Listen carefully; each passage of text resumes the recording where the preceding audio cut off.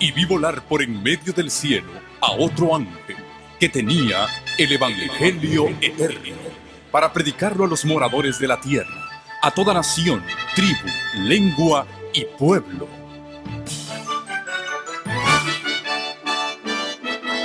Con ustedes su programa cristiano con temas bíblicos de actualidad. Un programa que trae al mundo la verdad presente. Este es el Evangelio eterno.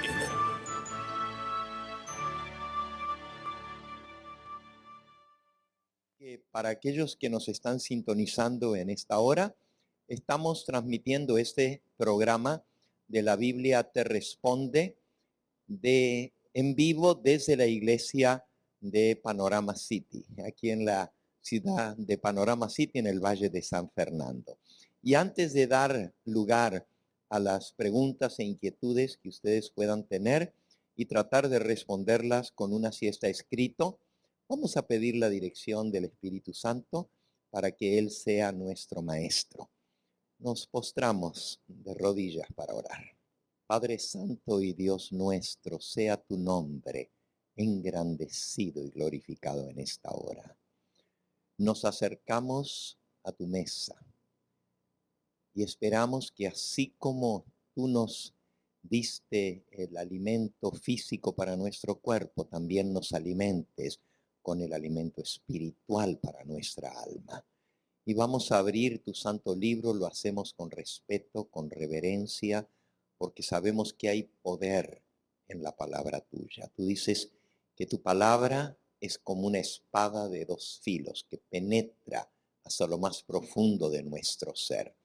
Y te pedimos que no solamente nos ayudes a entrar a este estudio con reverencia y respeto, pero también con una actitud no solo de curiosidad por recibir respuesta a preguntas, sino con una actitud de querer conocer tu voluntad para ponerla por obra, Señor.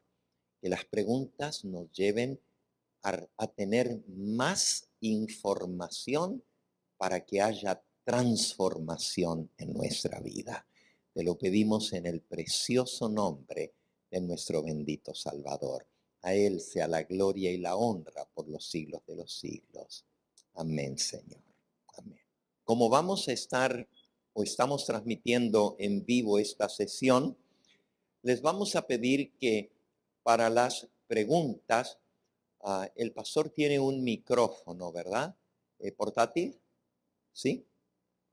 Que pudieran hacer las preguntas de tal manera que solamente van a escuchar las respuestas, pero de esa manera se puede escuchar la pregunta también. ¿Quién va a ser el primero que tenga una pregunta que quiera hacer en esta hora? Yo sé que hay muchas preguntas. Allá el hermano. Muchas gracias, hermano. Díganos su nombre, por favor. Roberto. Hermano Roberto, bienvenido. ¿Ok?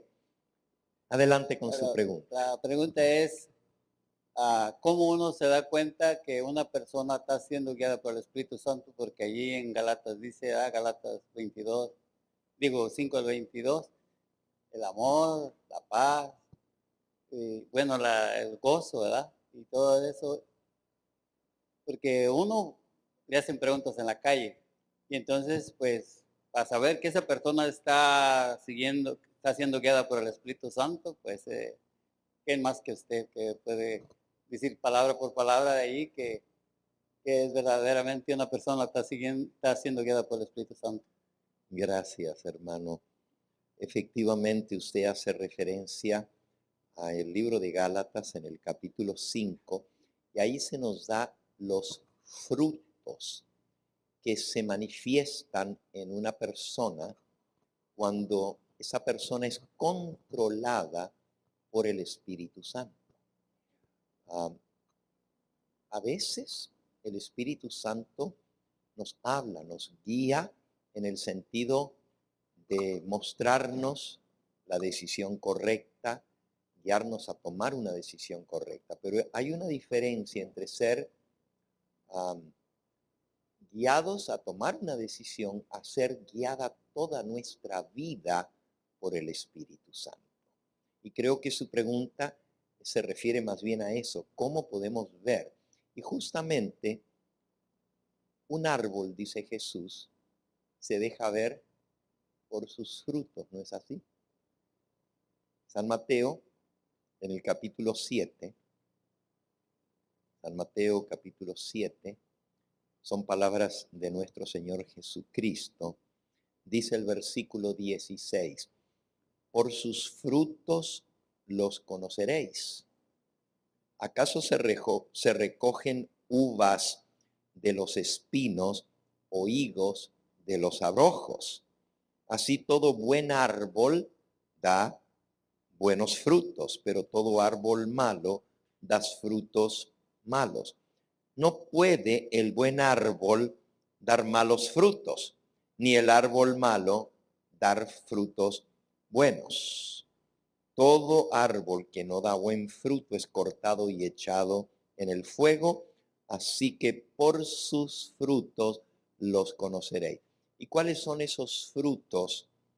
Bueno, en Gálatas capítulo 5, que es el texto que nuestro hermano hace referencia, hace un contraste entre los frutos de los que están en la carne y los frutos de los que están en el Espíritu.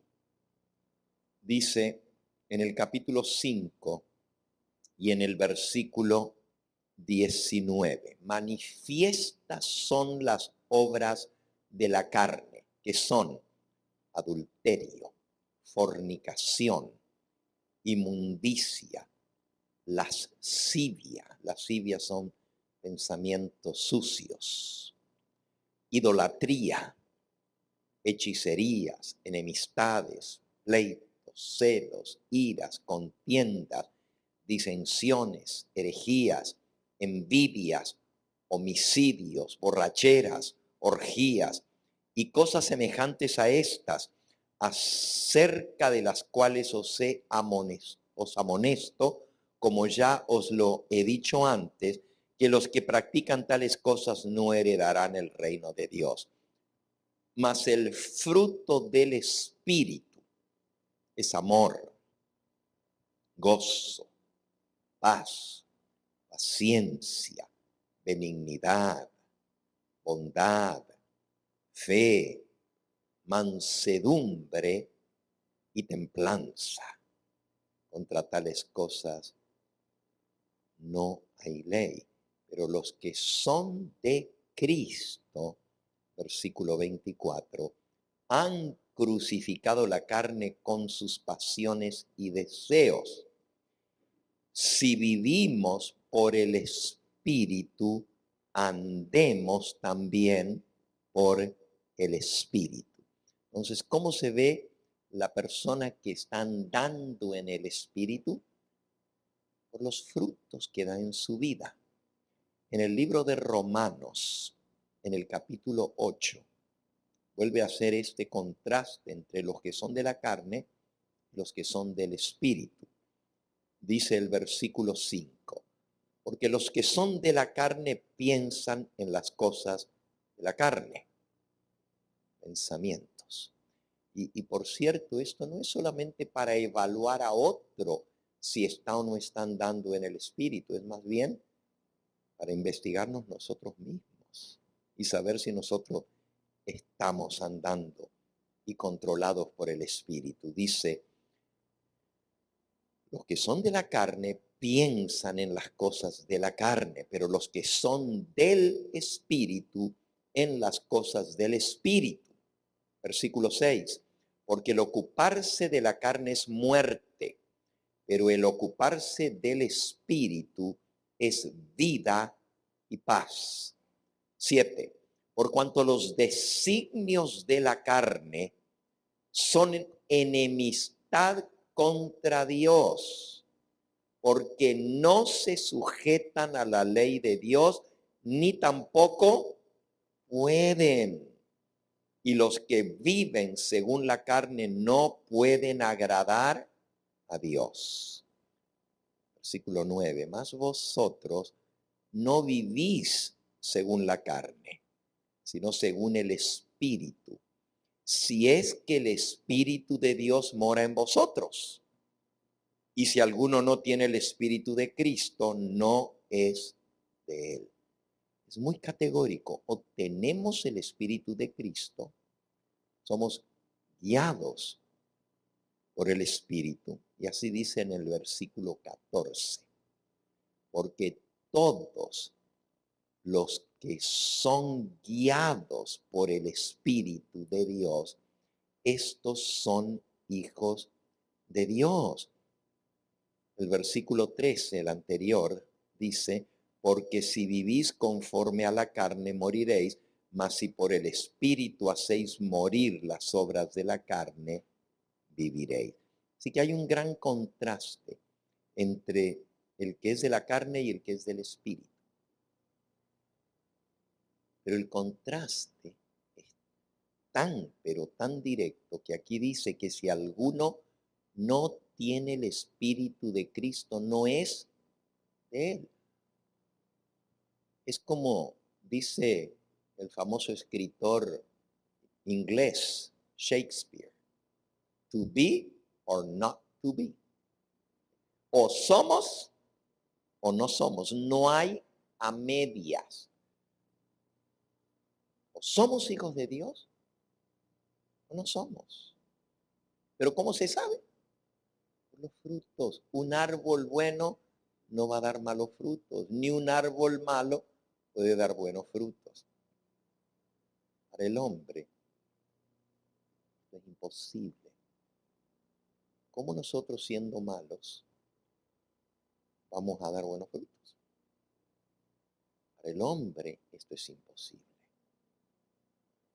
Porque pensamos humanamente. Pero Dios es el único que puede cambiarnos. Nosotros no podemos cambiar. Aquí dice, los que son de la carne se ocupan de las cosas de la carne, y el que es de la carne no se sujeta a la ley de Dios, ni tampoco puede. Y los que viven según la carne no pueden agradar a Dios. Es decir, si yo, lo más que quiera, no puedo. Eso me está diciendo, soy de la carne. Pero si hay victoria en mi vida, si por el poder del Señor yo le pido y el Señor responde y me da victoria y veo la respuesta a mis oraciones y veo que eso me lleva a una vida de obediencia y de humildad, porque de nada sirve decir que soy de Cristo y soy un soberbio. La Biblia dice que Dios resiste a los soberbios y da gracia a los humildes. Entonces, ser guiados por el Espíritu de Dios es tener el Espíritu de Cristo. Es tener los frutos del Espíritu Santo en nuestra vida. Y alguien podría decir, bueno, entonces, ¿quién lo tiene? Porque pues todos cometemos errores. Miren, un cristiano puede en un momento tropezar y caer. Pero si él está agarrado de Cristo, no va a tropezar, no va a caer. Y aún si humanamente en su debilidad quita los ojos de Cristo y cae, inmediatamente va a reconocer su error, porque dice aquí, versículo 16 de Romanos 8, el Espíritu mismo da testimonio a nuestro espíritu. Es decir, cuando yo hago algo malo, el Espíritu me reprende y me dice, lo que hiciste está mal hecho. E inmediatamente yo reconozco y me arrepiento. Primera de Juan, capítulo 3. Primera de Juan, capítulo 3.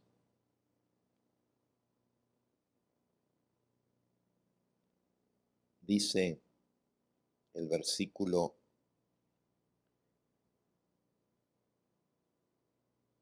19. Y en esto conocemos que somos de la verdad. En esto sabemos. Y aseguraremos nuestros corazones delante de Él. Es decir, ¿cómo podemos tener seguridad? No delante de los hombres, porque a los hombres podemos engañar, pero a Dios no lo engañamos. ¿Cómo podemos asegurar nuestro corazón delante de Él? Versículo 20. Pues si nuestro corazón nos reprende, mayor que nuestro corazón es Dios y Él sabe todas las cosas. Así que si yo mismo siento que estoy mal y mi corazón me está diciendo tú estás mal, Dios es más grande que yo y Él sabe todo. Así que a Él no lo vamos a engañar, Él sabe todas las cosas. Amados, versículo 21. Si nuestro corazón no nos reprende, confianza tenemos en Dios. Cualquier cosa que pidiéremos la recibiremos de Él, porque guardamos sus mandamientos y hacemos las cosas que son agradables delante de Él. Así que Dios nos ha dado una conciencia y el Espíritu Santo nos habla a nuestra conciencia. Dios nos va a juzgar de acuerdo a la luz y al conocimiento que cada uno de nosotros tenemos. Él nos va a juzgar de acuerdo a ese conocimiento. Yo no puedo mirar a mi hermano y decir, ¿sabes qué? Estás mal. Y yo sé que estás mal y tú no eres de Dios porque tú haces esto y aquello. ¿Yo quién soy para juzgar a mi hermano? Tengo que juzgarme a mí mismo. Pero si mi corazón no me reprende, dice aquí, es decir, si de acuerdo a lo que yo he entendido de la palabra del Señor, a lo que yo he aprendido y comprendido, mi corazón no me reprende, entonces tengo confianza, porque estoy haciendo las cosas que a Dios le agradan, estoy guardando sus mandamientos. Pero si mi corazón me reprende, cuidado, porque mayor que mi corazón es Dios y Él sabe todas las cosas. En resumidas cuentas, hermanos, ¿cómo saber si realmente somos guiados o no por el Espíritu Santo? Nuestra vida da testimonio de eso. Los frutos del Espíritu Santo se van a dar. Y aun si alguna vez pensamos, caemos porque miramos en lugar de poner nuestros ojos en Cristo, nuestro ejemplo, miramos a nuestro hermano y tropezamos y caemos. El que es guiado por el Espíritu Santo le va a hablar, le va a dar testimonio a su corazón y le va a decir, ¿sabes qué? Eso que tú hiciste no está bien. Inmediatamente el Espíritu Santo te va a reprender. Y si somos humildes y no soberbios, vamos a reconocer y vamos a decir, sí, Señor, es cierto, hice mal. Y ahí mismo nos vamos a arrepentir. El Señor nos va a dar gracia. No solamente nos va a perdonar de lo que hicimos, pero nos va a dar fortaleza para no volverlo a cometer. Porque si nosotros no reconocemos nuestras faltas, ¿cómo las vamos a poder vencer? A ver, me explico. Si yo no reconozco que hice algo malo, entonces lo voy a volver a hacer porque no estoy reconociendo que es algo malo. Pero cuando el Espíritu Santo me muestra, si yo humildemente digo, sí, es cierto, está mal, ahí es donde puedo pedirle al Señor ayuda para no volverlo a cometer. Pero si por el contrario el Espíritu Santo o a alguien que pueda usar el Espíritu Santo, que el Espíritu Santo a veces usa a personas que son espirituales, que nos reprenden, que nos dicen que estamos mal. En el libro de Gálatas, en el capítulo 6, dice, si alguno de vosotros, versículo 1, 6:1. Hermanos, si alguno fuere sorprendido en alguna falta, vosotros que sois espirituales, restauradle con espíritu de mansedumbre, considerándote a ti mismo, no sea que tú también seas tentado. Así que si hay una persona que es espiritual y esa persona nos habla y nos restaura, nos ayuda, y nosotros somos humildes, ya sea que el Espíritu Santo dé testimonio a nuestro espíritu, a nuestra conciencia, y reconozcamos, o que alguien espiritual nos señale dónde está nuestro error. Si no somos soberbios, vamos a aceptar lo que Dios nos está diciendo. Y vamos a decir, sí, yo tengo que cambiar en ese aspecto. Lo triste es cuando hay soberbia. Lo triste es cuando no queremos reconocer. Entonces, ¿cómo Dios nos va a ayudar a cambiar si no lo reconocemos? Muy difícil, porque no lo veo. Por eso yo no creo en la confesión general. Cuando hablo de confesión general, me refiero a la que hace mucha gente. Nomás antes de irse a dormir, se arrodilla ahí junto a la cama, si es que se arrodilla. Y, Señor, perdóname todos mis pecados. En el nombre de Jesús, amén. Se van a dormir. ¿Cómo que perdóname todos mis pecados? Si yo no reconozco qué fue lo malo que hice hoy, ¿cómo voy a hacer para no caer en lo mismo mañana? Por eso, al confesar mi falta, tiene que ser directa, reconociendo el error que yo cometí para que el Señor me pueda ayudar y me pueda fortalecer para no volver a cometer la misma falta. De allí que la confesión tiene que ser específica. Señor, me enojé con mi esposa, le contesté mal. No debiera haber respondido de la manera como yo respondí. No debiera haber hablado a mi hija o a mi hijo de esta manera. A mi hermano, a mi hermana. Y cuando yo reconozco que estuve mal, el Señor entonces me puede ayudar a no volverlo a cometer. No sé si esto le ayudó, hermano.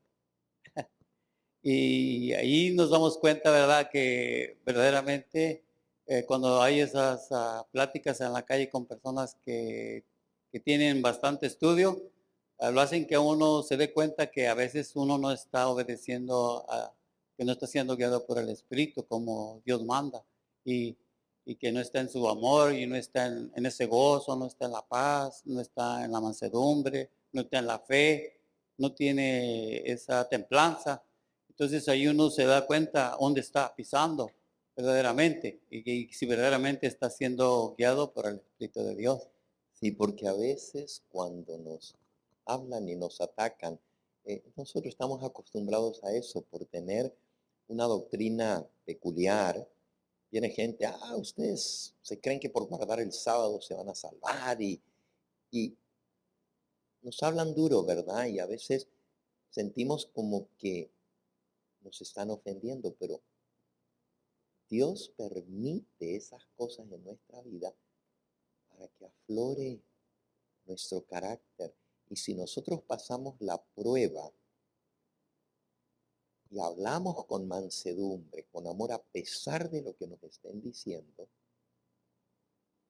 ganamos la victoria. ¿De qué sirve que yo le agarre a otro hermano que me agarra por la calle, como usted dice, verdad? Y que con la Biblia le diga, toma, aquí tienes. Ya viste que te demostré que tú eres el que estás mal y el falso eres tú y no yo. Puedes ganarle con argumentos y aún con la Biblia, pero lo perdiste para Cristo. ¿Por qué? Porque vio que tu carácter no refleja la mansedumbre y el amor de Cristo. Entonces las dos cosas tienen que ir juntas. La verdad y el carácter. Las dos cosas van juntas. Y a veces es mejor perder, por así decirlo, perder una discusión que perder un amigo. Es mejor callarnos y decir, bueno, vamos a orar sobre esto y el Señor nos va a iluminar. Pero si usted está siendo guiado por el Espíritu de Dios y yo también, nos va a llevar a la misma conclusión, porque el Espíritu Santo no se contradice. Y si usted tiene el Espíritu Santo y yo también soy guiado por el Espíritu Santo, nos vamos a encontrar en el mismo camino, porque el Espíritu Santo no nos va a guiar por caminos contrarios, ¿verdad? Y a veces ese testimonio de paciencia, de benignidad, de humildad, hace más en el corazón del otro que el ganarle una discusión con la palabra de Dios. Amén. Bien, ¿tienes la próxima pregunta? Aquí, si gustan, hermanos, hacerles llegar el micrófono, levanten la mano y ahí les van a hacer llegar el micrófono. ¿Se puede acercar la manita por acá para que puedan escuchar bien? Gracias, gracias. Pastor, yo tengo una pregunta de que en Apocalipsis 18, versículo 4, dice, y oí otra voz del cielo que decía, salid de ella, pueblo mío, para que no seáis partícipes de sus pecados, ni recibáis parte de sus plagas.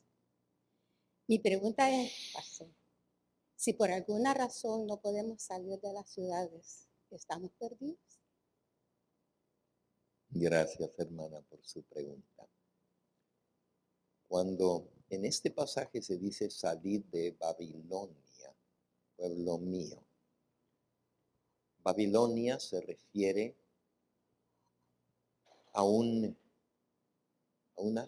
filosofía, una manera de vivir, de pensar contraria a los mandamientos de Dios. La palabra Babilonia quiere decir confusión y se refiere a la confusión religiosa que hay en el mundo.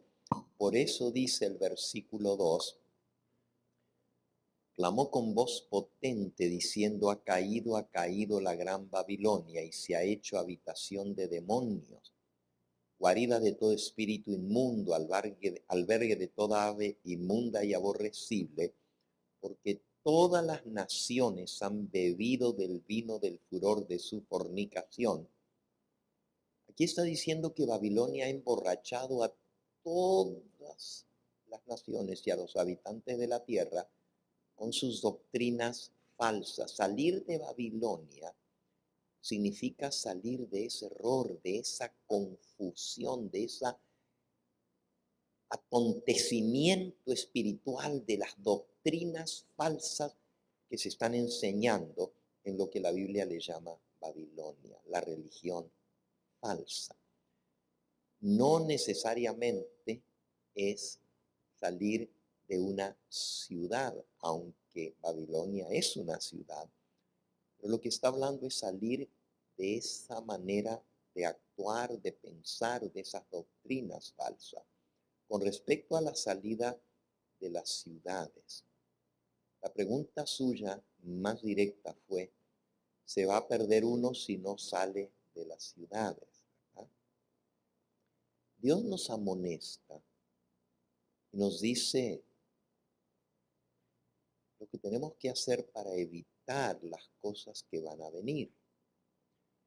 Pero también se nos dice que hay una oportunidad final de salir de las ciudades, después de lo cual, pues sí, vamos a sufrir las consecuencias de habernos quedado en las ciudades. Dice aquí en el capítulo justamente titulado Las ciudades, página 124 de Eventos.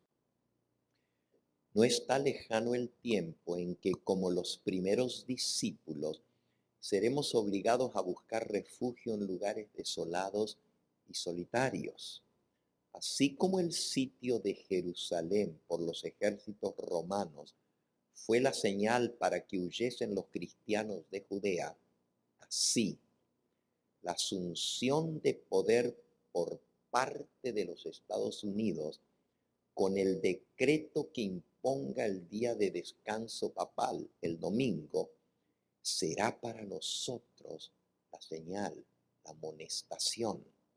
Entonces será tiempo de abandonar las grandes ciudades y prepararnos para abandonar las menores en busca de hogares retraídos en lugares apartados entre las montañas. Así que la última oportunidad de salir es cuando en los Estados Unidos se promulgue la ley dominical. ¿Por qué? Porque una vez que esta nación siga el camino de abierta oposición a la ley de Dios, la mano protectora de Dios se retira.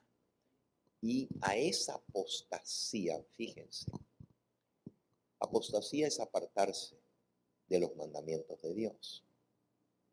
Esta nación, los Estados Unidos, ya cometió el sacrilegio número 1, que fue dejar sin efecto, hacer a un lado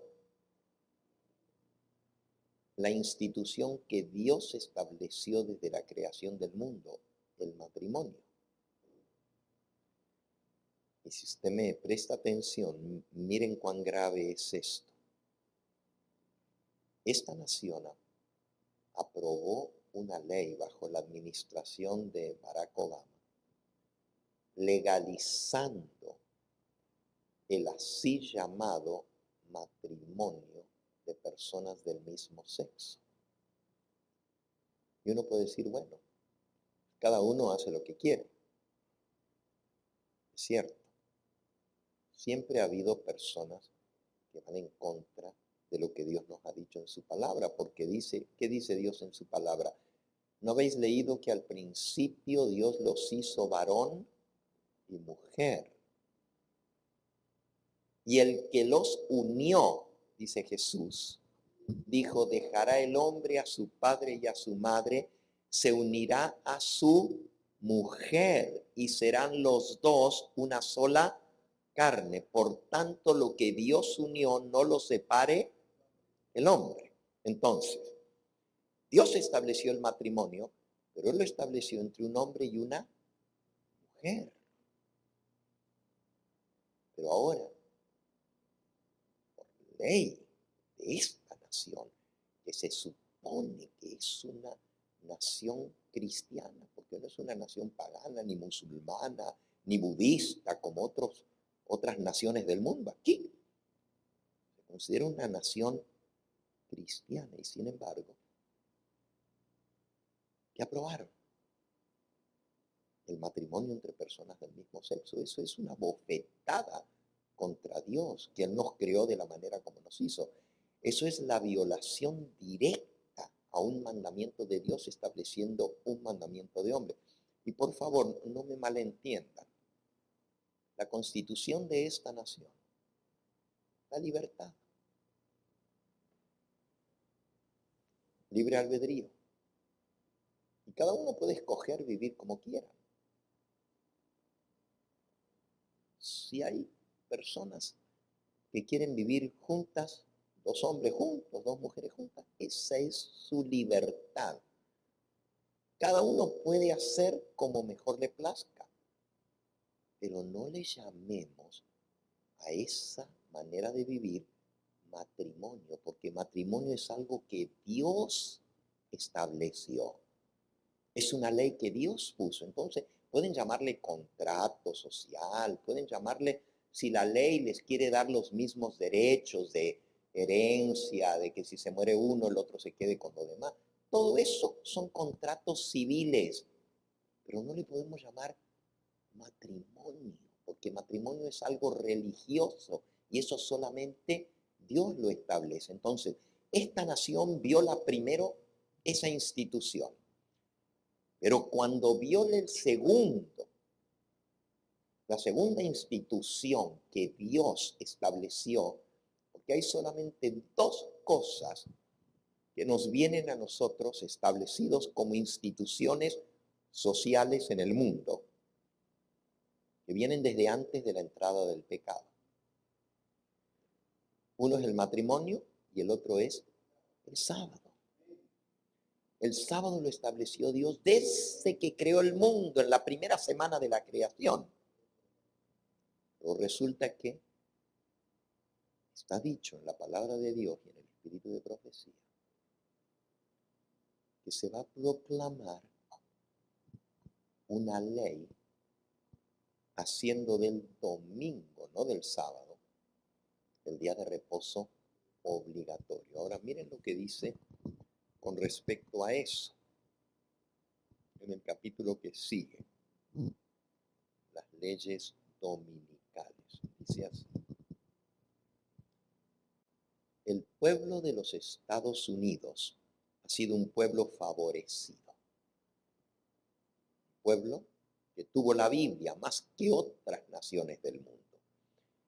Pero cuando restrinjan la libertad religiosa, renuncien al protestantismo y apoyen al papado, la medida de su culpa se habrá completado y en los libros del cielo se registrará apostasía nacional. Y cuando nuestra nación, los Estados Unidos, promulguen leyes en sus concilios legislativos, haciendo de la observancia del domingo una ley de carácter civil y usando un poder opresivo contra los que guardan el día de reposo del séptimo día, la ley de Dios queda invalidada en nuestro país, en los Estados Unidos, y a esa apostasía nacional seguirá la ruina de nuestra nación. Es decir, en el momento en que se apruebe la ley dominical, lo que sigue es la ruina de esta nación. ¿Por qué? Porque Dios ya no puede proteger, va a retirar su mano. Por eso dice que cuando se promulgue la ley dominical, salgamos de las ciudades de inmediato, que no nos detengamos. Ahora, eso no quiere decir que vamos a esperar hasta entonces para salir. Pero su pregunta fue que si no hemos podido salir, ¿nos vamos a perder? La respuesta directa, hermana, es esta: la última oportunidad de salir es con la promulgación de la ley dominical en los Estados Unidos. Si alguien se queda después de eso, atente a las consecuencias. Vienen los juicios sobre las ciudades y van a ser destruidas. Y si te toca la destrucción allí, pues ni modo, Dios no te puede proteger, porque ¿cómo te va a proteger si estás donde Él dijo que no estés? En cuanto a la vida eterna y si nos vamos a perder eternamente, Dios es quien juzga a cada persona y sabe cada circunstancia, ¿verdad? No podemos nosotros ser jueces de los demás, pero una cosa sí sabemos, y es que si Dios nos ha dado instrucciones y nosotros hemos desatendido y desobedecido a la instrucción del Señor, pues estamos en rebeldía contra lo que Él dice, ¿verdad? Entonces, Él va a juzgar a cada uno según la luz que tuvo. Si nos perdemos, es por rebeldía a Dios. Sin embargo, habiendo dicho esto y viendo cómo se está poniendo este mundo, cuanto más rápido busquemos un lugar para irnos de las grandes metrópolis, tanto mejor. ¿Por qué? Porque la corrupción, la inmoralidad, la suciedad. Miren, en una ciudad uno casi ni puede dormir de noche. Te ponen la música, todo lo que da. Tú quieres estar en el Santo Sábado en comunión con el Señor y ahí pamba, pamba, pamba, golpeándote la cabeza. No puedes ni concentrarte en el estudio de la palabra de Dios. Pero qué diferente, yo donde vivo, pues solo los pajaritos escucho. Y uno puede estar más en comunión con el Señor. Entonces, ¿qué diferencia para nuestra vida espiritual. De igual manera, la contaminación ambiental, aún ahora con las epidemias como hay ahora, pues el contagio es donde estamos todos juntos y totalmente todo el tiempo estamos cruzándonos y tocándonos unos con otros.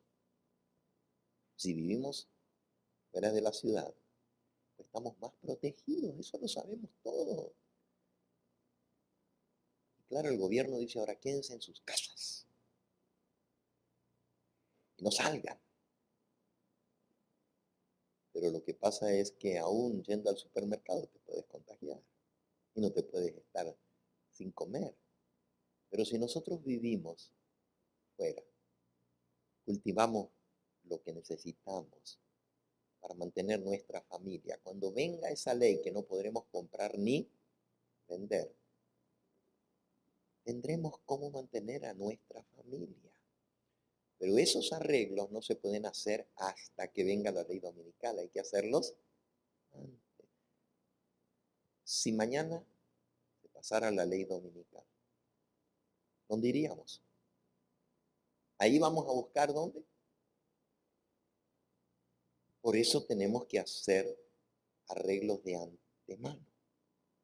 Y aun si no podemos salir de la ciudad por los trabajos, por lo que sea, por nuestra familia, pero tenemos un lugar ya. Lo estamos preparando. Estamos sembrando lo que vamos a necesitar. Creo que esto ha ilustrado lo que estamos diciendo, ¿verdad? Cuando estamos en gran proximidad de gente, pues es difícil podernos concentrar en las cosas de Dios. Por eso Dios quiere que tengamos un lugarcito preparado de antemano. Que vayamos plantando nuestros árboles frutales. Porque los arbolitos no dan fruta de un momento para otro. Hay que plantarlos con tiempo, hay que ir preparando dónde vamos a ir.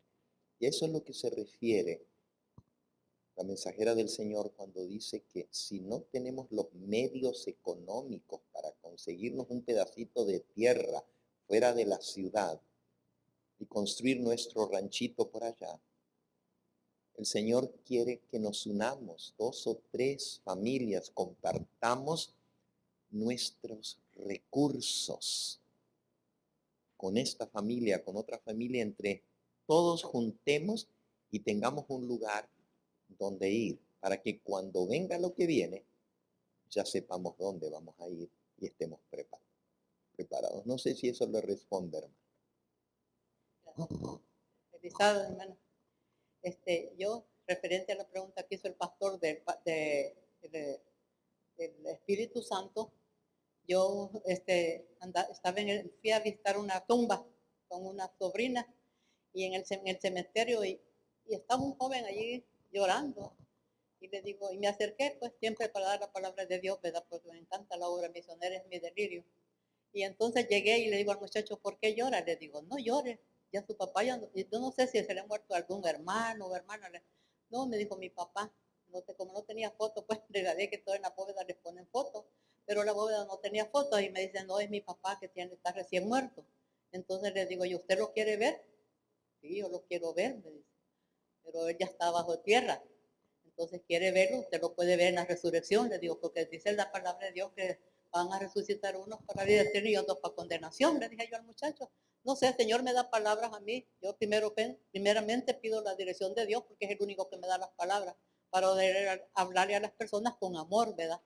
Y yo le digo, entonces me dijo, ¿usted cree en eso? Sí, yo creo. Y lo creo porque la santa palabra de Dios lo dice. Que van a resucitar, le digo yo. Entonces, si me dice, yo nunca he entendido esa palabra, me dice. Ya varias veces le he oído, pero no sé qué es. Entonces le digo yo, dice que la Biblia, lea el libro de Apocalipsis, que hay donde habla de esto, le digo. Que todo ojo le verá, ¿verdad? Todos los que estemos en la tierra y que estemos vivos, vamos a ver todo esto. Yo ya no lo voy a ver porque ya estoy muy de edad, le digo. Pero usted está joven, pues muchachos tenía como unos 25 años, joven. Y que sabremos si usted lo va a ver, le digo. Entonces, pero yo todo esto en mi pensamiento pidiéndole a Dios que me diera palabras, porque francamente soy como Moisés, algo torpe, pero el Señor me ayuda. Y le dije yo, entonces me dije, Dios lo ama a usted como yo lo amo a usted, le digo yo. Yo quisiera, ¿no le gustaría a usted acercarse a los pies de Cristo antes de que el Señor venga, si usted quiere ver a su Padre? Le digo, claro que sí. ¿A qué iglesia? Y me hace la pregunta, ¿a qué iglesia asiste usted? Yo le dije, voy a la iglesia adventista el séptimo día, pero se llama mi iglesia donde yo voy. Hay muchas iglesias adventistas, pero yo voy al Evangelio Eterno. Ahí usted busque en el internet, si tienes, como tenía ahí su celular, busca en el internet y ahí va a ver el pastor, ponga ahí en el abecedario, dice, ponga Hugo Gambetta, y allí le va a salir el predicador. Si usted quiere oír, si quiere ir a la iglesia, puede ir aquí en Panorama hasta una, donde voy a asistir yo. Por cierto, ya la otra semana voy a irle, porque era un día, lunes, que andaba allí el domingo. Entonces le dije yo, allí voy a ir el sábado. Pero si usted un día quiere ir, busque la iglesia del pastor Gambetta y allí el Evangelio Eterno, no le dije, el Evangelio Eterno.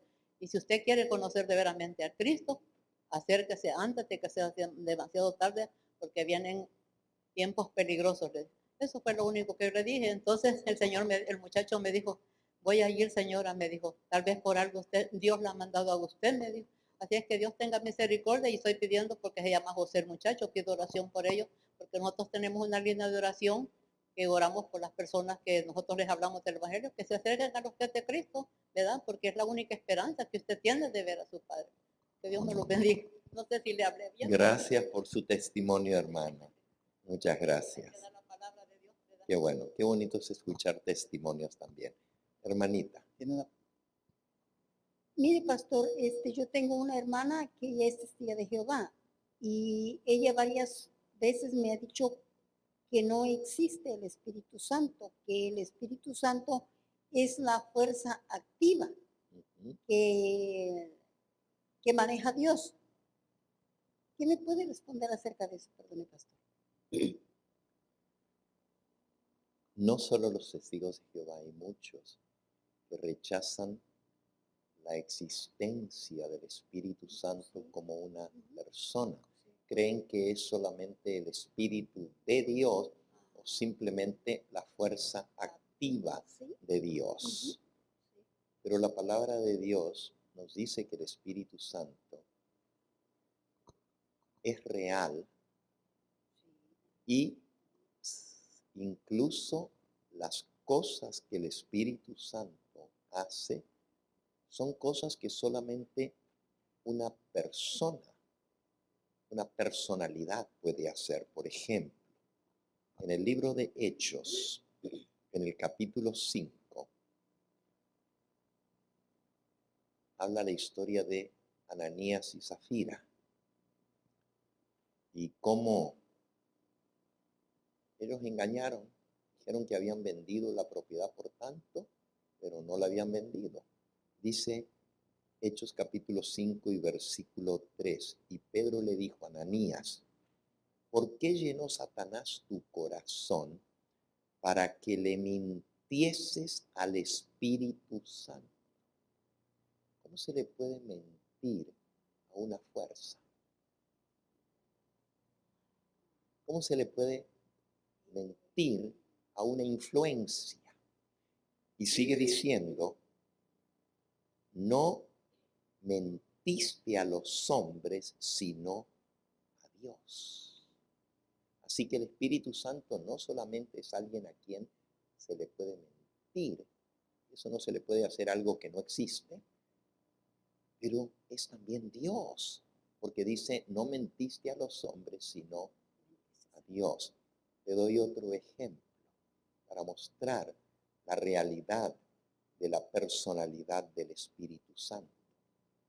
Efesios capítulo 4,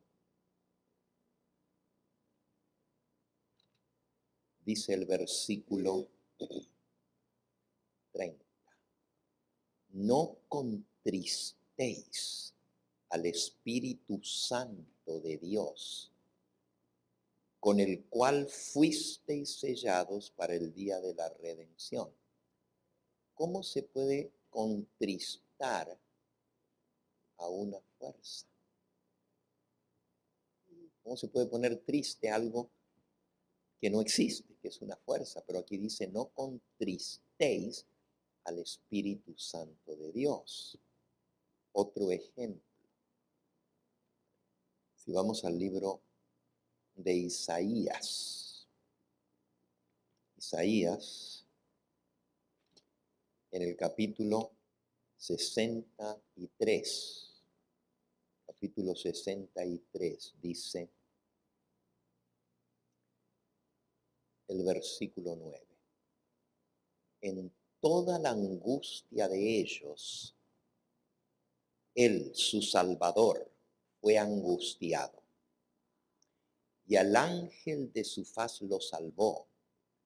En su amor y en su clemencia los redimió y los trajo y los levantó todos los días de la antigüedad, hablando de su pueblo Israel. Mas ellos fueron rebeldes e hicieron enojar su Santo Espíritu, por lo cual se les volvió enemigo y el mismo Espíritu peleó contra ellos. Entonces, ¿cómo se puede enojar una influencia? Hicieron enojar su Santo Espíritu por su rebeldía y se les volvió enemigo y peleó contra ellos. Si fuera una influencia, no se puede enojar. Romanos, capítulo 8.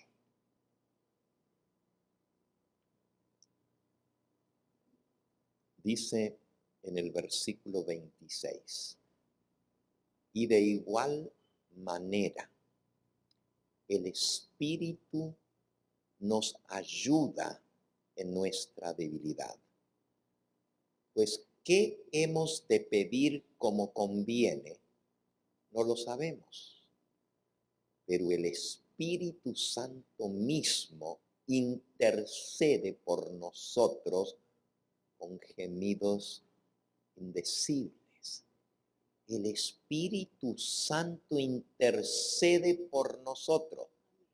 Ahora, ¿cómo puede una influencia interceder? ¿Y ante quién intercede?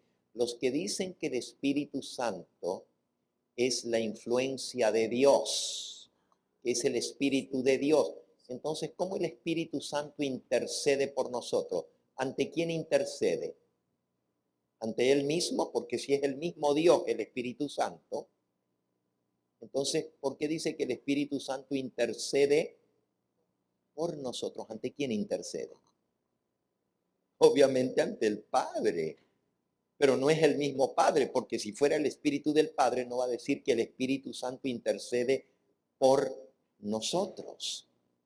Y luego dice el versículo 27, mas el que escudriña los corazones sabe cuál es la intención del Espíritu. Una fuerza tiene intención, una fuerza tiene... Sí, otra palabra para intención sería propósito, porque conforme a la voluntad de Dios intercede por los santos. Entonces, otra vez, Dios conoce la intención del Espíritu Santo porque Él intercede por nosotros ante Dios. Pero si fuera el mismo Dios, ¿cómo va a interceder delante de Él mismo? Sería una contradicción. El Espíritu intercede, pero el Espíritu es el mismo Padre. No puede ser, porque entonces ¿ante quién intercedería? Todo eso nos muestra de que hay un ser, aparte del Padre y aparte del Hijo,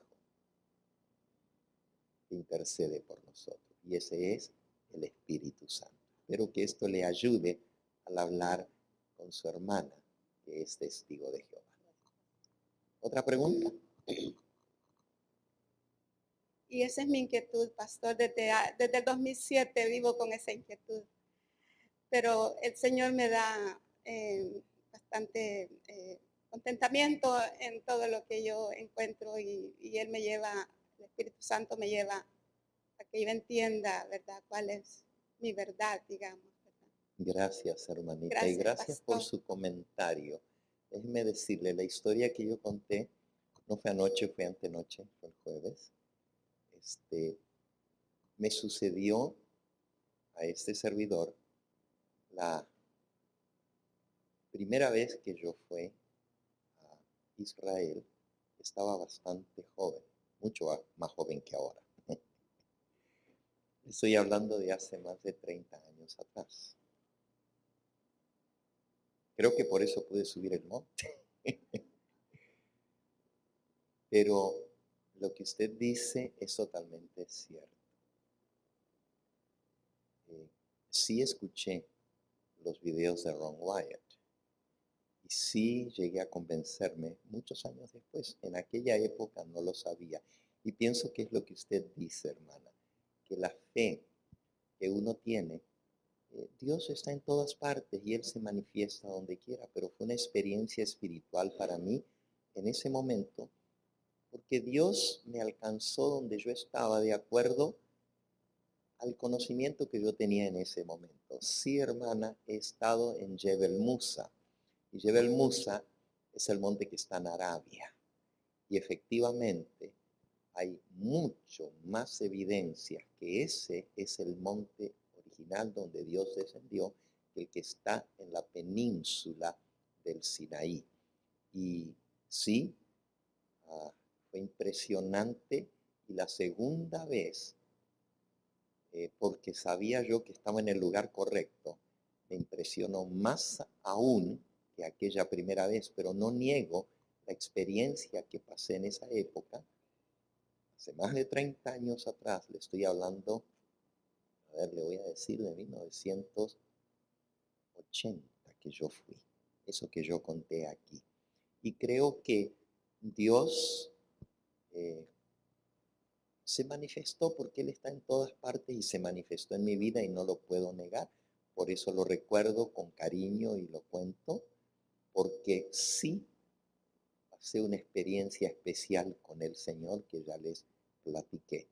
Pero también conozco el Jebel Musa, que queda en Arabia, y estoy totalmente de acuerdo que por las evidencias que hay, el monte que está en Arabia es mucho más seguro que sea el monte real y el verdadero que aquel que yo visité cuando era joven. Por cierto, he ido más de 30 veces a Israel y nunca más regresé después que me enteré de que hay otro monte que los árabes le llaman Jebel Musa.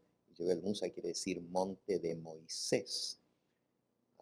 Y no voy a dar todas las evidencias que hay, pero hay una cantidad de evidencias que muestran que es el lugar verdadero y no el que está en la península Sinaí. Y desde que yo aprendí eso, nunca más regresé. Y no por eso voy a negar esa experiencia especial que yo tuve con el Señor en ese lugar, pero sí reconozco que hay otro monte que es mucho más seguro que ese sea el lugar donde Dios descendió. Espero que eso haya explicado un poquito y gracias por su comentario. Gracias. Muy bien. Tenemos otra pregunta. Allá había con otra la hermanita que había levantado la mano. Ella está acá al frente. Se vino Muy hasta bien, acá al adelante, frente. hermanita, con su pregunta. Gracias, Pastor Gameto. Mi pregunta, yo tengo poco aquí en el Evangelio Eterno y de ser adventista. Y yo me quedé aquí porque la hermana de White explica muy bien, ¿verdad?, sus libros y entiendo mejor la Biblia. Y mi pregunta es, porque a veces, ¿verdad?, los pastores del Evangelio Eterno dicen, ¿verdad?, que es la comparación de la Odisea, ¿verdad?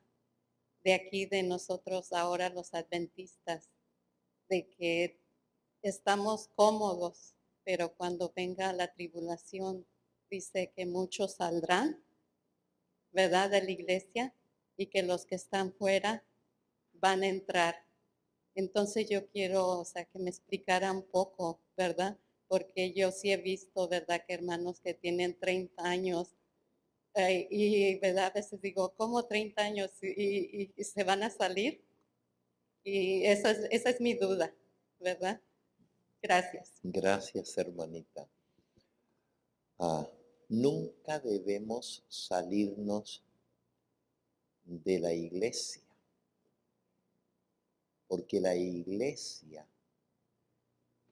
somos los fieles que guardamos los mandamientos de Dios.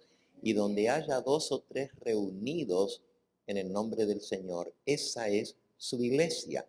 Es decir, nadie ni nada nos va a sacar de la iglesia del Señor.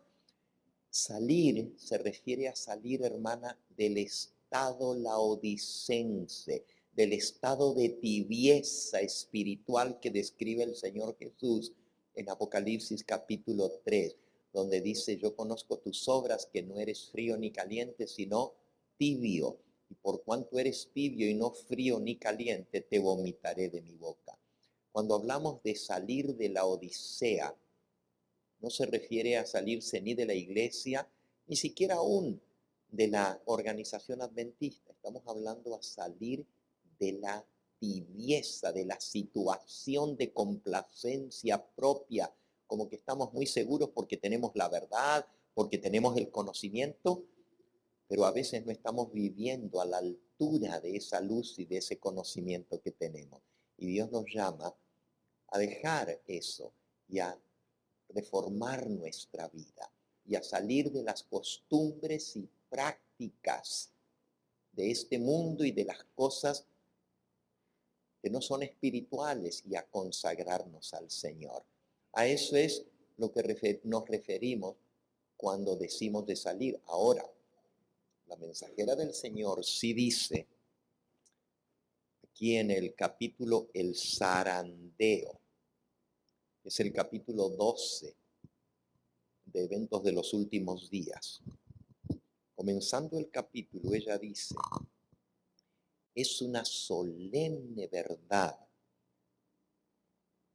la declaración que hago a la iglesia adventista del séptimo día, de que ni uno de cada 20 de aquellos cuyos nombres están registrados en los libros de la iglesia se haya preparado para terminar su historia en esta tierra.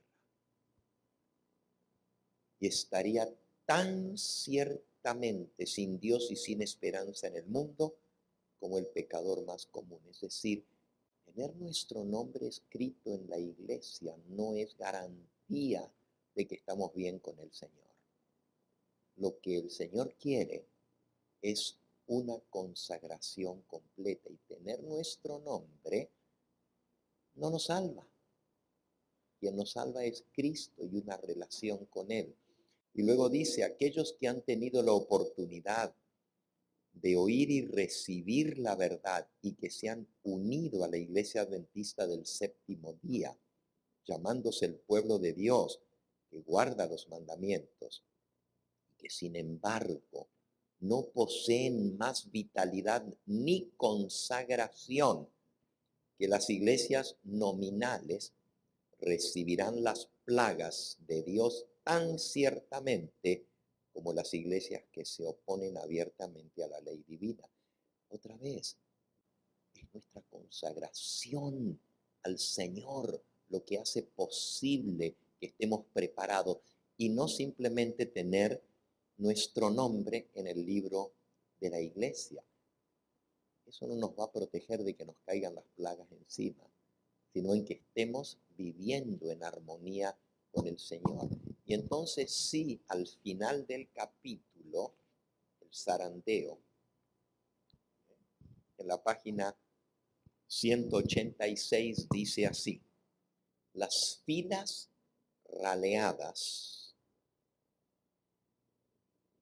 Está hablando del zarandeo, que va a venir un zarandeo y que muchos van a abandonar la fe. Y dice: las filas raleadas serán llenadas por aquellos a quienes Cristo representó como viniendo a la 11ª hora, a la hora final. Hay muchos con quienes el Espíritu de Dios está contendiendo. El tiempo de los juicios destructores de Dios. ¿Cuáles son los juicios? No está hablando de las plagas postreras. Está hablando de las plagas primeras, porque miren lo que dice. El tiempo de los juicios destructores de Dios es el tiempo de la misericordia para aquellos que hasta ese momento no han tenido oportunidad de aprender lo que es la verdad. El Señor los mira con ternura, su corazón misericordioso se conmueve, su mano todavía se extiende para salvar. Quiere decir que todavía hay oportunidad de salvación, todavía no terminó el tiempo de gracia cuando está hablando aquí, ¿no es cierto? Recuerden que las plagas postreras ya caen cuando se cerró el tiempo de gracia, pero aquí dice el tiempo de los juicios destructores de Dios es el tiempo de la misericordia para aquellos que nunca tuvieron la oportunidad de escuchar, pero ahora van a escuchar. ¿Por qué? Porque el mundo se va a despertar y la lluvia tardía va a caer y los siervos de Dios van a proclamar al mundo entero su mensaje y muchos van a escuchar y esos van a venir a rellenar las filas raleadas de los que apostataron y salieron. Y dice, estos están representados por los que vienen a la hora 11ª. El Señor los mira con ternura. Su corazón misericordioso se conmueve, su mano todavía se extiende para salvar, mientras que la puerta se cerró para aquellos que no quisieron entrar. Será admitido un gran número que en los últimos días oirán la verdad por primera vez.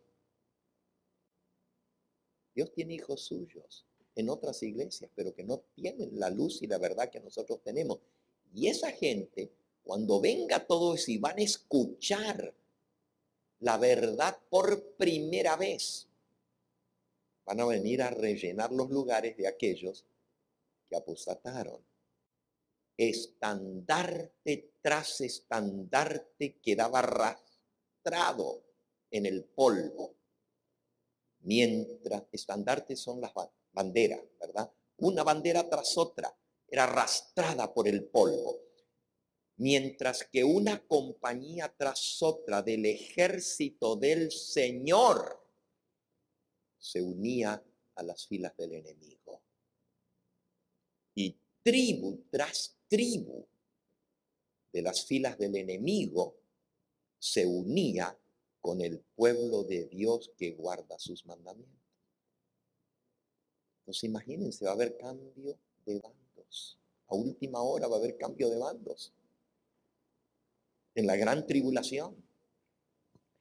Dice que tribu tras tribu del pueblo de Dios se pasaba las filas del enemigo. Pero compañía tras compañía de los del enemigo, a última hora se unía con el pueblo de Dios que guarda sus mandamientos. Quizás a eso, hermana, hace referencia a lo que usted ha escuchado, ¿no es cierto? De que muchos van a abandonar a última hora, pero otros van a venir a la hora final a tomar su lugar. ¿Le ayudó esto? Respondí a su pregunta. Bueno, tenemos tiempito para unas 2 preguntitas más. ¿Ok? Si quieren acercarse al micrófono, hermano.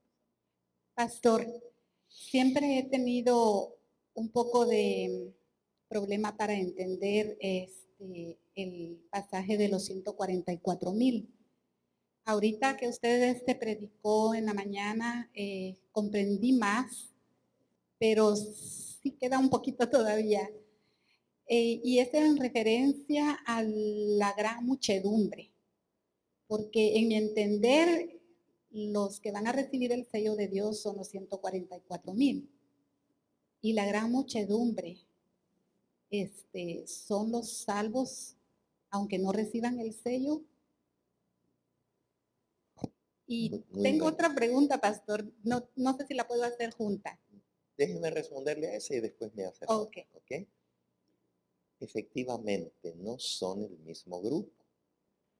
Si leemos en Apocalipsis capítulo 7,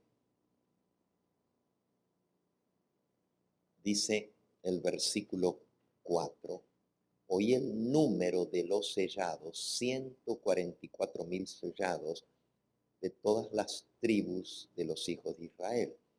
Los 144,000 es un número y dice, oí el número de los sellados. Y son sellados de las tribus de Israel. Israel representa al pueblo escogido de Dios, el pueblo especial de Dios que guarda sus mandamientos. De ese pueblo que guarda los mandamientos de Dios, Dios va a escoger a los 144,000 por su lealtad a Él. Pero ¿por qué los escoge de su pueblo escogido? ¿Por qué?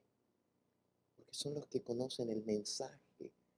Son los que saben las cosas que van a suceder y las tienen que proclamar al mundo. Los que conocen el mensaje de los 3 ángeles, lo han aceptado, lo han vivido, lo practican y ahora lo van a poder proclamar. Dios no puede tomar, por ejemplo, una persona, por más amante de Él que sea, que esté en una iglesia guardadora del domingo, cualquiera que sea, y decir, pues Él va a dar el fuerte pregón final, porque no tiene el mensaje correcto, no tiene la verdad presente que se necesita. No adoren a la bestia, no adoren su imagen, no reciban la marca. Muchos ni saben lo que es la marca de la bestia y el sello de Dios. Entonces los 144,000 vienen del pueblo de Dios, de las tribus de Israel. Pero a diferencia de eso, la gran muchedumbre, dice el versículo 9, después de esto miré, y aquí una gran multitud, la cual nadie podía contar, de todas naciones y tribus y pueblos y lenguas. Fíjense que los 144,000 son de las tribus de Israel, pero estos otros son de toda nación, tribu, lengua y pueblo. Y estos también están vestidos de ropas blancas y con palmas en las manos, y claman las salvaciones de nuestro Dios, del Cordero. Entonces también se salvan porque tienen palmas de victoria en su mano. ¿Quiénes son los de la gran muchedumbre y quiénes son los 144,000? Obviamente no es el mismo grupo, porque unos se pueden contar, los otros no se pueden contar. Unos son de las 12 tribus de Israel, los otros son de toda nación, tribu, lengua y pueblo. Pero las características de los 144,000 lo encontramos en Apocalipsis capítulo 14. Y aquí le va a ayudar a entender un poquito más quiénes son los 144,000. Y después termino con quiénes son la gran muchedumbre, ¿verdad? Los 144,000 dice el capítulo 14, versículo 1 en adelante, al 5. Después miré, y aquí el Cordero estaba en pie sobre el monte de Sión, y con él 144,000 que tenían el nombre de él y de su Padre escrito en la frente. Primera característica, tienen el nombre del Cordero y de su Padre escrito en la frente. Número 2, versículo 2. Oí una voz del cielo como el estruendo de muchas aguas, como el sonido de un gran trueno. La voz que oí era como de arpistas que tocaban sus arpas y cantaban un cántico nuevo delante del trono y delante de los 4 seres vivientes y de los ancianos, y nadie podía aprender el cántico sino aquellos 144,000 que fueron redimidos de entre los de la tierra. Ahora, cantan un cántico que nadie más puede aprender. Es un cántico nuevo y nadie podía aprender el cántico sino los 144,000. Esa es la segunda característica. La tercera, fueron redimidos de entre los de la tierra. Esta nos va a ayudar a entender quiénes son, a diferencia de la gran muchedumbre. se vuelve a repetir esa misma característica en el versículo que sigue y nos da otras características especiales. Pero miren cómo termina el versículo 3. Fueron redimidos de entre los de la tierra. Mantenga eso en mente. Ahora el 4. Estos son los que no se contaminaron con mujeres, pues son vírgenes. Esa es otra característica. Estos son los que siguen al Cordero por doquiera que va. Otra característica más. Estos fueron redimidos de entre los hombres como primicias para Dios y para el Cordero. En el versículo 3 decía que fueron redimidos de entre los de la tierra. Y aquí dice, estos fueron redimidos de entre los hombres como primicias para Dios y para el Cordero. Y el 5, y en sus bocas no fue hallada mentira, pues son sin mancha delante del trono de Dios. Ahora, me voy a detener en esa característica. Estos fueron redimidos de entre los hombres de la tierra. Siempre decía, bueno, ¿qué característica especial es esa? Si todos los que seamos redimidos, vamos a ser redimidos de esta tierra y de la raza humana, de los hombres de aquí de la tierra. Entonces, ¿cómo eso es una característica especial de los 144,000? Hasta que entendí, contrastando esto que está aquí con otro pasaje de la Escritura, llegué a entender lo que esa característica significa. Y por un momento quiero que usted busque en el libro de Oseas, capítulo 13. Oseas, capítulo 13. Y aquí vamos a ver que hay dos grupos de redimidos. Unos son redimidos de entre los hombres de la tierra y vamos a ver dónde son redimidos los otros. Oseas, capítulo 13 y versículo 14. De la mano del Seol los redimiré. ¿Qué es el Seol? El sepulcro, la tumba. De la mano del sepulcro los redimiré. Los libraré de la muerte. Sacaré de la muerte. Oh muerte, yo seré tu muerte y seré tu destrucción, o Seol. Aquí está hablando de los que van a ser redimidos no de entre los hombres que están en la tierra, sino de los que van a ser redimidos del sepulcro. Hay dos grupos de redimidos.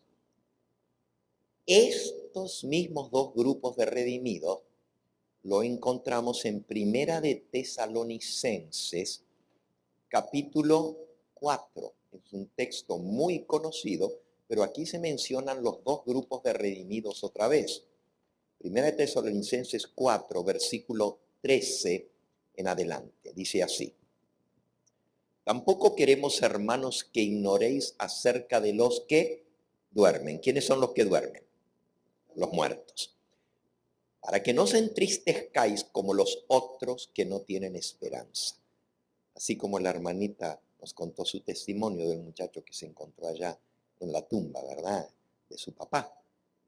Y le habló de la esperanza que tenemos los cristianos. Dice, no debemos ignorar acerca de los que duermen para que no se entristezcamos como los otros que no tienen esperanza.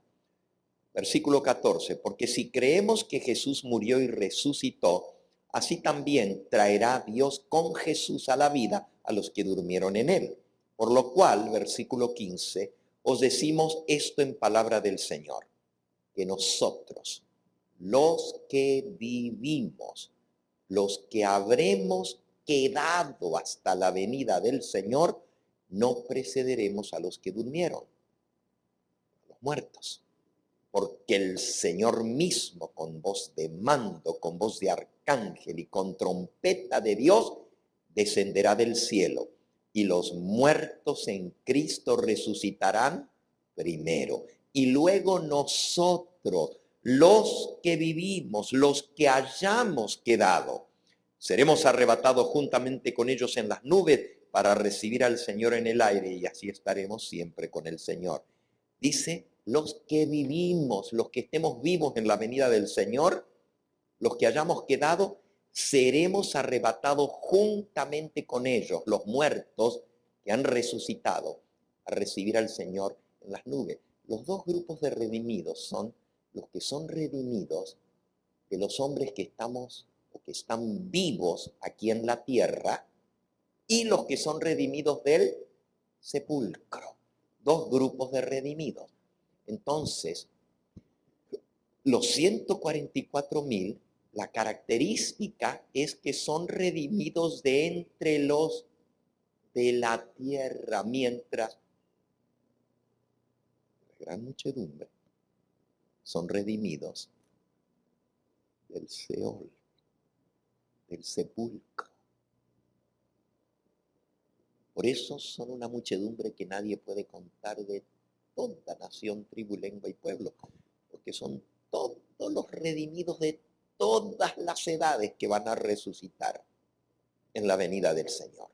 Millones de millones, imagínense 6,000 años de historia, todos esos van a resucitar, pero los 144,000 es un número de los que son sellados con el sello del Dios vivo, que tienen el nombre de su Padre en la frente, y son redimidos, no del Seol, sino redimidos de entre los hombres que están sobre la tierra, es decir, los que estaremos vivos para la venida del Señor Jesús. Y habiendo comprobado esto por la Biblia, ahora le doy la confirmación del espíritu de profecía. Y vamos a confirmar que lo que acabamos de leer es exactamente así. Aquí Elena de White explica quiénes son los 144,000. Miren qué interesante. Conflicto de los siglos, páginas 706 y 707, dice así. Delante del trono, sobre el mar de cristal, ese mar de vidrio que parece revuelto con fuego por lo mucho que resplandece por la gloria de Dios, hállase reunida la compañía de los que salieron victoriosos de la bestia, de su imagen, de su señal y del número de su nombre. 4 victorias. Salieron victoriosos de la bestia, número 1, de su imagen, número 2, de su marca, número 3, y del número de su nombre. 4 victorias que tienen que lograr. Con el Cordero sobre el monte de Sión, teniendo las arpas de Dios, están en pie los 144,000 que fueron redimidos de entre los hombres. Se oye una voz como el estruendo de muchas aguas, como el estruendo de un gran trueno, como una voz de tañedores de arpas que tañían sus arpas. Cantan un cántico nuevo delante del trono, un cántico que nadie podía aprender, sino aquellos 144,000. ¿Y por qué nadie podía aprenderlo? Es el cántico de Moisés y del Cordero, un canto de liberación. Ninguno, sino los 144,000, pueden aprender y cantar aquel cántico, pues es el cántico de su propia experiencia. Una experiencia que ninguna otra compañía ha conocido jamás. ¿Cuál es esa experiencia? Que nadie más ha pasado por esa. La gran tribulación. Estos son los que siguen al Cordero por doquiera que va. Estos fueron trasladados de la tierra de entre los vivos, sin gustar la muerte. Son contados por primicias para Dios y para el Cordero. Estos son los que han venido de la gran tribulación. Han pasado por el tiempo de angustia cual nunca ha sido desde que ha habido nación. Han sentido la angustia del tiempo de la aflicción de Jacob. Han estado sin intercesor durante el derramamiento final de los juicios de Dios, las 7 plagas postreras, pero fueron librados porque lavaron sus ropas y las blanquearon en la sangre del Cordero. En sus bocas no fue hallado engaño, están sin mancha delante del trono de Dios. Por eso están delante del trono de Dios y le sirven de día y de noche en su templo. Y el que está sentado sobre el trono tendrá su pabellón sobre ellos. Estos vieron la tierra asolada con hambre y pestilencia. Vieron al sol que tenía el poder de quemar a los hombres con intenso calor. Esa es la 4ª plaga. El sol va a quemar 7 veces más. Y ellos mismos soportaron padecimiento, hambre y sed, pero no tendrán más hambre ni sed, ni el sol caerá sobre ellos, ni ningún otro calor, porque el Cordero que está en medio del trono los pastoreará y los guiará a fuentes de agua viva, y Dios limpiará toda lágrima de los ojos de ellos. Fíjense que los 144,000 cantan un cántico que nadie más puede cantar. De todos los redimidos son los únicos que lo pueden cantar, porque es el cántico de la experiencia por la cual ellos pasaron y fueron libertados de entre los vivos. Dice que fueron trasladados de la tierra, de entre los hombres de la tierra, sin gustar la muerte, mientras que la gran muchedumbre son los redimidos de todas las edades que fueron sacados del sepulcro. Para terminar esto, y creo que ahora le quedó claro, ahora sí, para terminar esto le doy un toquecito más bonito. O sea, cuando digo un toquecito más para confirmar lo que ya vimos, pero es muy bonito este detalle. Usted se recuerda que un día Jesús le dijo a sus discípulos que había alguno de los que estaban con él allí que no iban a gustar la muerte hasta que vieran al Hijo del Hombre viniendo en su gloria. Vamos a leerlo. Eso está en Mateo capítulo 16. Mateo 16. Y dice el versículo 28. De cierto os digo que hay algunos, no dijo todos, pero hay algunos de los que están aquí que no gustarán la muerte hasta que hayan visto al Hijo del Hombre viniendo en su reino. Ahora la pregunta es, bueno, de los que estaban ahí con Jesús, ¿quiénes son los que no gustarían la muerte hasta que hayan visto al Hijo del Hombre viniendo en su reino?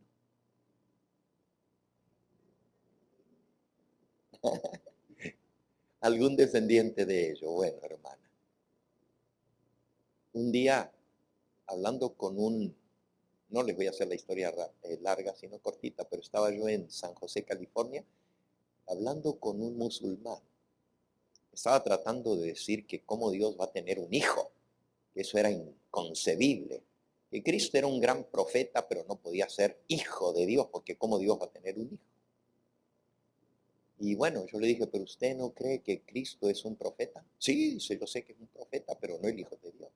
Digo, pues entonces si es profeta de Dios, ¿usted no cree en las palabras de él? Bueno, la conversación fue muy interesante, pero ¿saben en qué remató? El musulmán ese me dice, no, yo no creo en Cristo, nomás creo en Alá, pero no en Cristo. ¿Y por qué? Pues usted me dijo que es un profeta. Bueno, profeta, pero falso profeta. Después que me había dicho que era profeta. Le digo, ¿y por qué falso profeta Cristo? Porque dio una profecía que no se cumplió. Y él me buscó, me pidió mi Biblia y me leyó este versículo y me dijo, de cierto os digo que hay algunos de los que están aquí que no gustarán la muerte hasta que hayan visto al Hijo del Hombre viniendo en su reino. Digo, mire, han pasado 2000 años, no queda ni uno de esos vivos. Y ninguno lo vio venir en su gloria. Así que él dio una profecía falsa y no se cumplió. Por lo tanto, es un falso profeta. ¿Qué le respondería usted al musulmán? Está tan fácil la respuesta. Está ahí mismo. En primer lugar, no dijo que nunca iban a morir. Él dijo, hay algunos de los que están aquí que no gustarán la muerte hasta que hayan visto al Hijo del Hombre viniendo en su reino. O sea, sí van a gustar la muerte, pero hasta que hayan visto al Hijo del Hombre viniendo en su gloria. Ahora, si fuera en la venida de Cristo, que lo van a ver venir en su gloria, pues no van a gustar la muerte, porque ¿cómo? ¿En la venida de Cristo van a morir? No. La respuesta está en los versículos que siguen. El versículo que sigue, el 17, dice, 6 días después. ¿Después de qué? De eso que dijo Jesús. 6 días después, Jesús tomó a Pedro, a Jacobo y a Juan su hermano y los llevó aparte a un monte alto y se transfiguró delante de ellos y resplandeció su rostro como el sol y sus vestidos se hicieron blancos como la luz. Y aquí se les aparecieron Moisés y Elías hablando con él. Y Pedro le dijo a Jesús, Señor, bueno es para nosotros que estemos aquí. Si quieres, hagamos aquí 3 enramadas, una para ti, otra para Moisés y otra para Elías. Y mientras él aún hablaba, una nube de luz, de gloria, los cubrió. Y aquí una voz que desde la nube decía, este es mi Hijo amado en quien tengo complacencia. A él oíd. Y al oír esto, los discípulos se postraron sobre sus rostros porque tuvieron gran temor. Ahora dice que vieron a Jesús transfigurado. Nosotros le llamamos a esto la transfiguración. Su rostro se volvió como el sol, sus vestiduras brillaban como la luz y se le aparecieron Moisés y Elías con él sobre el monte. Mira qué interesante. ¿Por qué Moisés y Elías? Ahorita le digo. Pero antes de ir a eso, vamos al testimonio que da uno de los 3 que lo vieron a Jesús así transfigurado. ¿Cuáles eran los 3? Pedro, Santiago y Juan, su hermano. Vamos al testimonio que da el apóstol Pedro sobre lo que pasó sobre ese monte santo cuando vino la voz que dijo, este es mi Hijo amado. En la epístola o carta del apóstol Pedro, en Segunda de Pedro, capítulo 1, dice el versículo 16. Segunda de Pedro 1, 16. Porque no os hemos dado a conocer el poder y la venida de nuestro Señor Jesucristo, siguiendo fábulas artificiosas, o sea, fábulas inventadas, sino como habiendo visto con nuestros ojos su majestad. Fíjense, lo que nosotros os decimos de la venida de Cristo no es cuento. Nosotros lo vimos con nuestros propios ojos, su majestad, versículo 17. Pues cuando él recibió de Dios Padre honra y gloria, le fue enviada desde la magnífica gloria una voz que decía, este es mi Hijo amado en el cual tengo complacencia. Y nosotros oímos esta voz enviada del cielo cuando estábamos con él en el monte santo. Es decir, lo que ellos vieron fue una representación en miniatura del reino de Dios cuando Cristo iba a venir en su gloria. Y él dice, lo que nosotros decimos que él va a venir en gloria y majestad no es cuento, ya nosotros lo vimos. Y lo vimos a él glorioso, lleno de luz, su rostro como el sol en el monte santo. Era como una representación, pero en miniatura, del reino de Dios cuando Él venga en su gloria. Y ahora viene, ¿por qué Moisés y Elías? Vean qué interesante. Cuando Cristo venga, hay dos grupos de redimidos. Los que el Señor va a resucitar de la tumba, los va a redimir del Seol, del sepulcro, y los que vamos a estar vivos y nos vamos a ir con el Señor sin gustar la muerte. Elías representa a los 144,000 que vamos a estar vivos y nos vamos a ir con el Señor sin tener que morir, porque Elías fue llevado al cielo vivo sin ver la muerte. Y Moisés representa al otro grupo de redimidos, los que van a ser resucitados de la tumba, como Moisés, que murió y fue enterrado, pero hubo una disputa entre el arcángel Miguel y el diablo por el cuerpo de Moisés cuando Jesús vino a resucitarlo y se lo llevó al cielo y allá está. Y prueba de eso es que se apareció hablando con Jesús y estaba vivo. Entonces Moisés representa a todos los redimidos que en la venida del Señor van a resucitar de la tumba.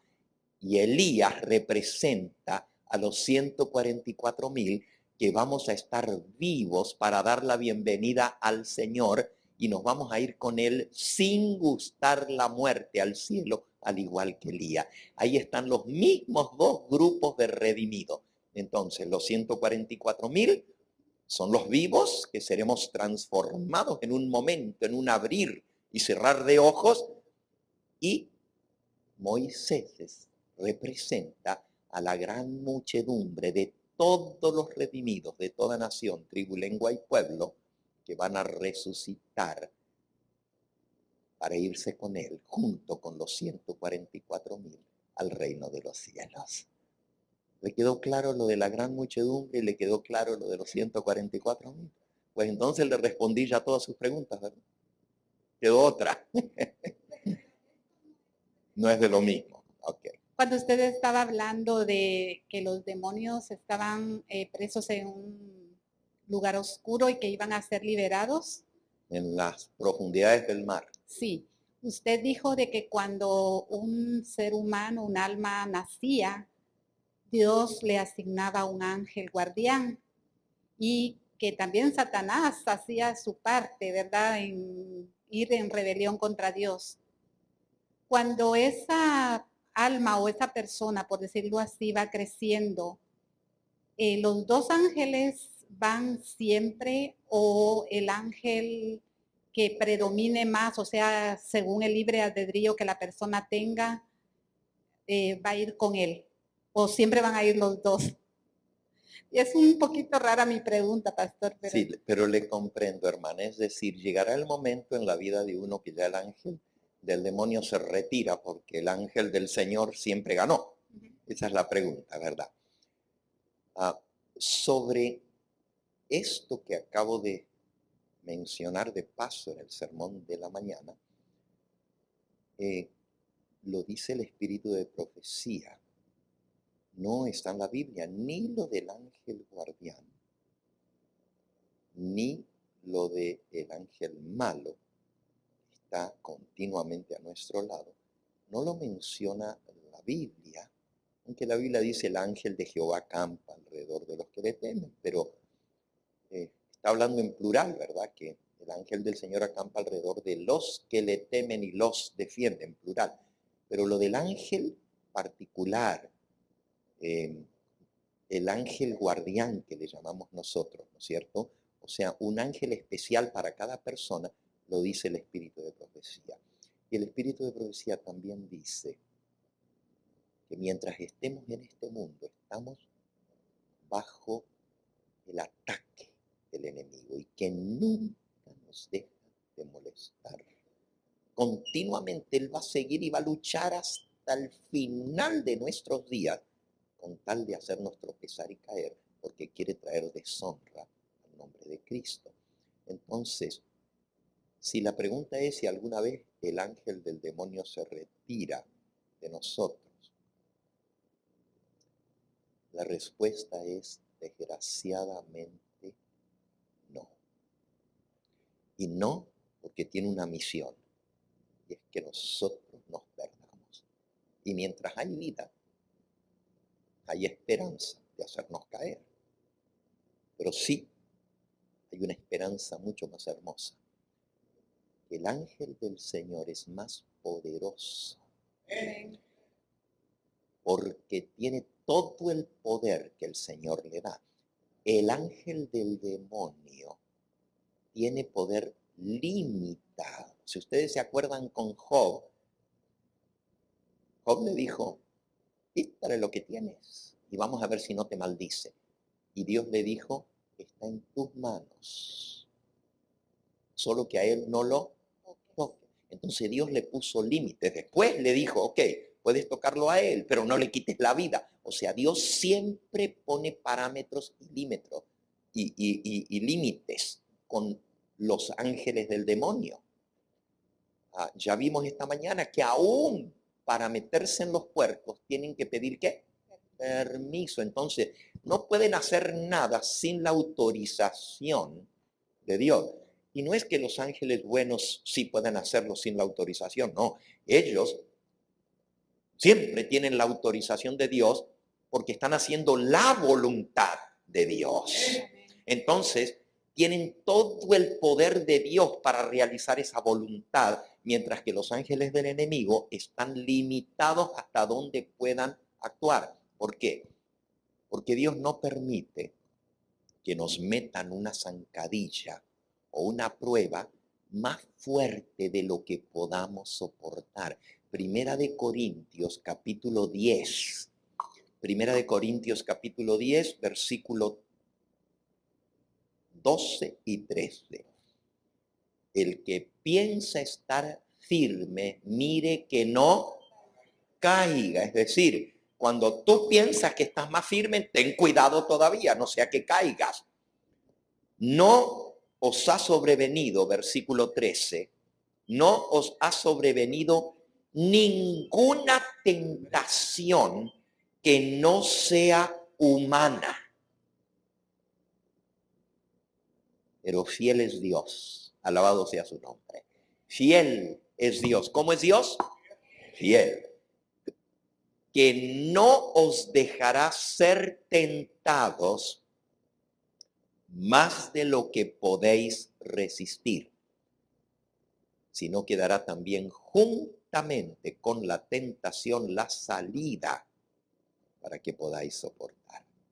Es decir, cada tentación que el diablo nos mete, Dios la evalúa, Dios la pesa. Y Él no permite que seamos tentados más de lo que tengamos la fuerza, según nuestra experiencia, para poder soportar. Es decir, hay tentaciones que el diablo nos quisiera meter, pero que Dios dice, no, esta no. Esta no. Y Dios no lo deja.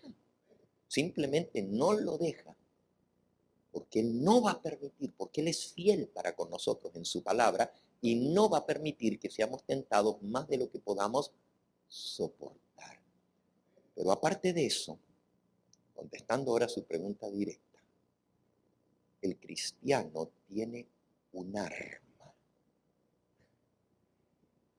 No es un arma secreta, pero es mejor que un arma secreta. Y con esta arma puede hacer que el diablo salga huyendo de su lado. Dice el libro de Santiago. Santiago, versículos 4 al 7 dice así. Oh almas adúlteras, ¿no sabéis que la amistad con el mundo o del mundo es enemistad contra Dios? Cualquiera pues que quiera ser amigo del mundo se constituye en enemigo de Dios. ¿O pensáis que la Escritura dice en vano, el Espíritu que la ha hecho morar en nosotros nos anhela celosamente. Es decir, Dios no quiere que compartamos con el enemigo. O servimos a Dios o servimos al enemigo, no a los dos. Entonces el Espíritu Santo nos cela celosamente. 6. Pero Él da mayor gracia. Ahí está. Mayor gracia. O sea, más grande. Por esto dice, Dios resiste a los soberbios y da gracia a los humildes. Si nosotros reconocemos nuestra debilidad ante el enemigo que es más fuerte que nosotros, Dios nos da más gracia. Pero si somos soberbios y decimos, no, a este yo lo hago frente. Como algunas personas dicen, no, yo lo miro en la cara al diablo y le digo, vete, cuidado. Ni Cristo entró en discusión con el enemigo. No podemos medir nuestra fuerza con la del enemigo porque es más fuerte que nosotros. Hay que ser humildes. Entonces dice, Dios resiste a los soberbios y da gracia a los humildes. Someteos pues a Dios. Resistid al diablo y huirá de vosotros. Si usted quiere poner al diablo en fuga, sométase a Dios y dígale, Señor, yo no puedo con esto. No importa cuál sea la tentación, pero usted dígale, Señor, yo no puedo con esto. Te lo entrego en tus manos. Pelea tú la batalla. En el nombre de Cristo, Señor, te pido que intercedas por mí y saques a esto de mi vida. Y cuando el nombre de Cristo es mencionado, dice Elena de White, el diablo no soporta. Solo la mención del nombre de Cristo hace que huya. Porque se aterroriza, porque sabe que tiene alguien que es mucho más fuerte que él. No quiere decir que después el diablo no vuelva, pero por lo menos en esa lo derrotaste. En esa se fue. Al rato va a volver con otra. Es decir, el ángel del Señor nunca se aparta de nuestro lado.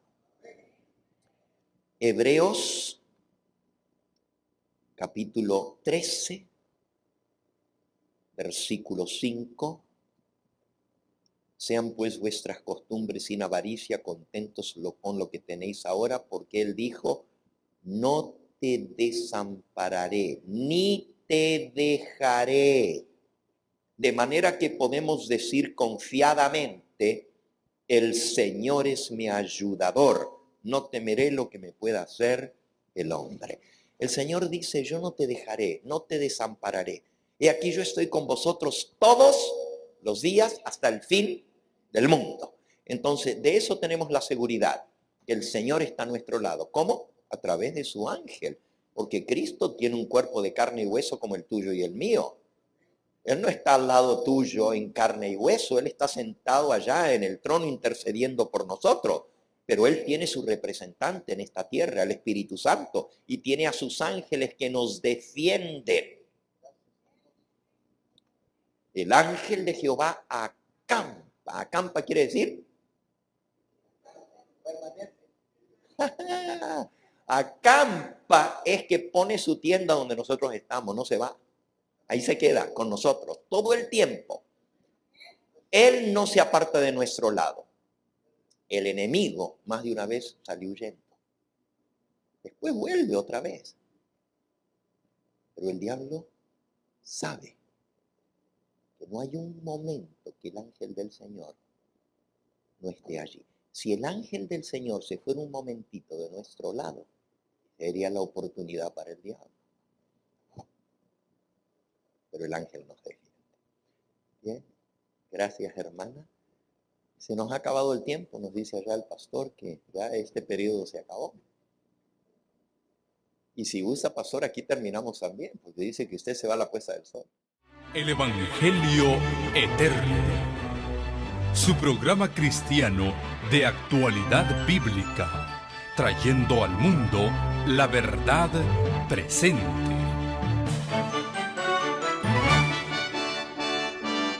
Y vi volar por en medio del cielo a otro ángel que tenía el Evangelio eterno para predicarlo a los moradores de la tierra, a toda nación, tribu, lengua y pueblo.